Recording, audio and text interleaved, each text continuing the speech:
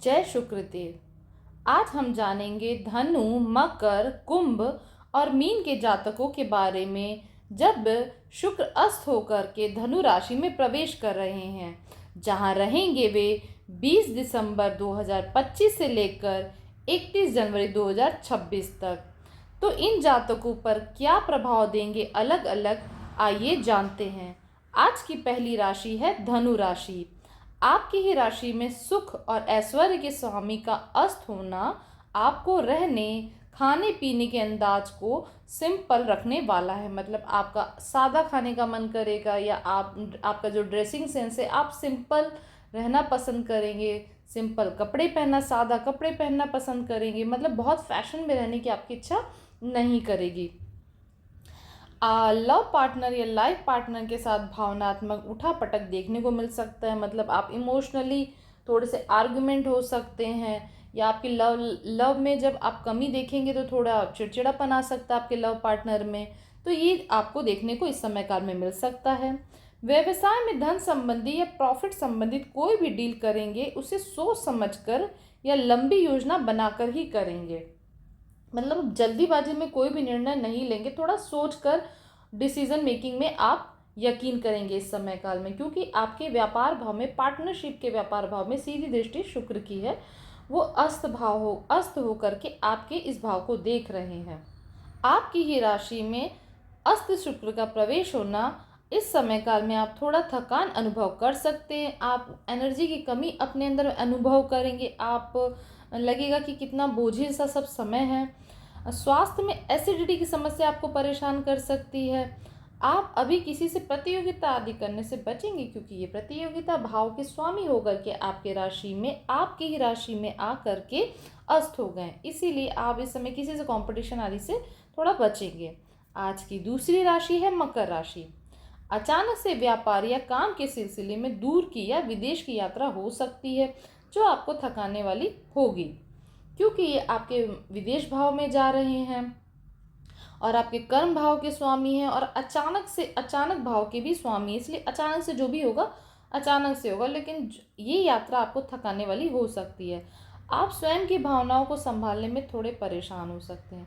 घबराहट, बेचैनी आपको परेशान कर सकती है। इस समय काल में आप थोड़ी एंजाइटी महसूस करेंगे।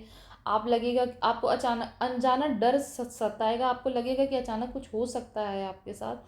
तो आपको इस समय काल में थोड़ा पूजा पाठ, इन सब चीज़ों में आप जितना ध्यान देंगे, आप इन सारे अनजाने डर से अपने आप को बचा पाएंगे। जो विद्यार्थी विदेश जाकर पढ़ाई करना चाहते थे या पढ़ाई कर रहे हैं, तो करियर में ग्रोथ आपको दिखाई देगी।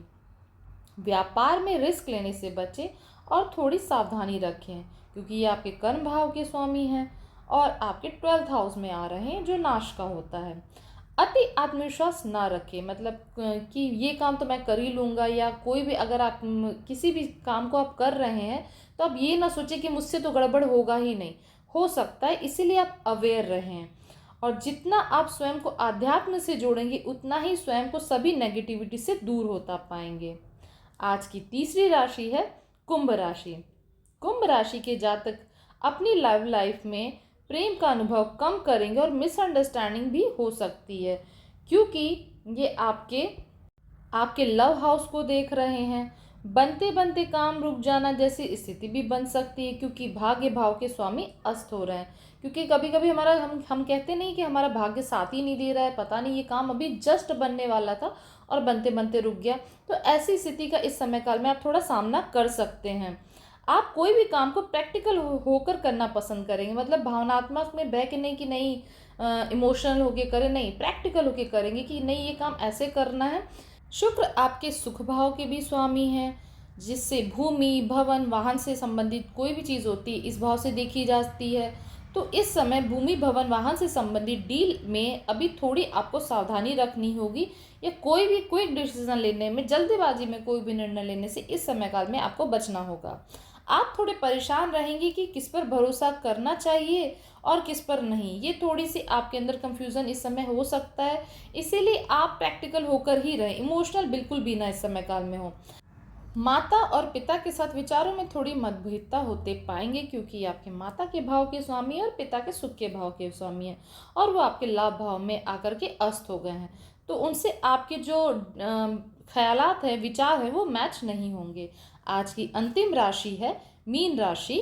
काम हो या व्यापार, आपको थोड़ा स्वयं पर पेशेंस रखना हो। जल्दीबाजी मत करिए कि आपका काम हो जाए, अभी हो जाए, अभी क्यों नहीं हो रहा है, इसमें परेशान मत होइए।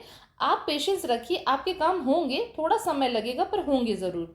अपने सीनियर या बॉस से उलझने से बचें। कभी कभी होता है ना कि ऑफिस में हमारी बात नहीं जमती तो हम उनसे बहस कर लेते हैं, अपनी बातें रख ले, तो इस समय काल में थोड़ा इस आर्गुमेंट से आप बचें। जितना स्वयं पर नियंत्रण रखते हुए और जो हो रहा है उसे स्वीकार करते हुए चलेंगे, यह समय आपका साथ देगा और मनचाही सफलता आपको प्राप्त हो सकती है। मतलब आप अपने अंदर पेशेंस रखेंगे कि ठीक है जो हो रहा है।